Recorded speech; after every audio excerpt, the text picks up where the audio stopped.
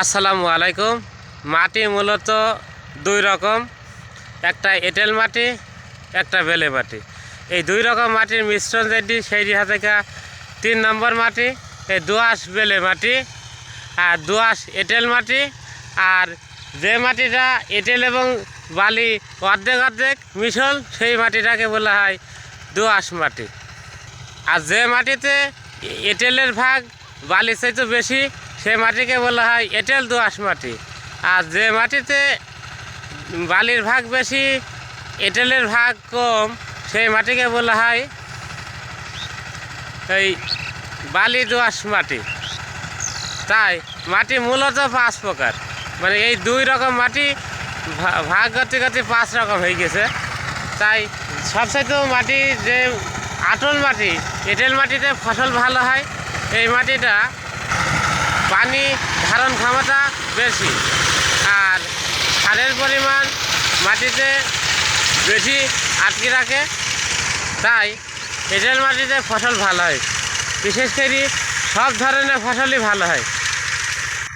এই মাটিটা হঠাৎ করে আনকে যায়, শক্ত হয়ে যায়, আবার পানি দিলে একলাই ফুলে যায়। তাই মাটি তৈরির ক্ষেত্রে এই জিনিসটা খুবই গুরুত্বপূর্ণ। যদি মাটি তৈরি ভুল করা যায় তাহলে আপনার সমস্ত চাষে ভুল হয়ে যাবে। পদ্ধতি যদি ঠিক না থাকে তাহলে ফসলে লাভ হওয়ার সম্ভাবনা শতভাগ নিশ্চিত ভুল। তাই মাটি এমনভাবে তৈরি করতে হবে যে ওপরের মাটি এটি, তারপরও এটি চাপ দিলে একেবারে গুঁড়ি হয়ে যাচ্ছে তাই এই মাটিতে মাটির পিএইচ বেশি আর চাষ করলে মাটিটা ভালো হয়, ঝুরঝুরা হয়।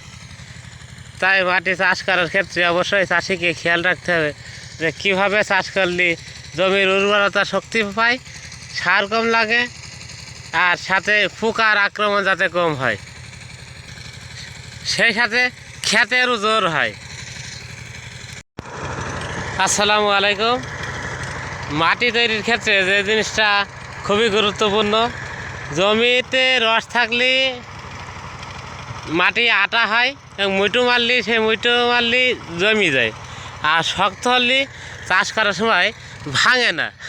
আর এমন একটা মাটি হতে হবে যে এইভাবে চাপ দিলে একলাই মিলন হয়ে যাবে।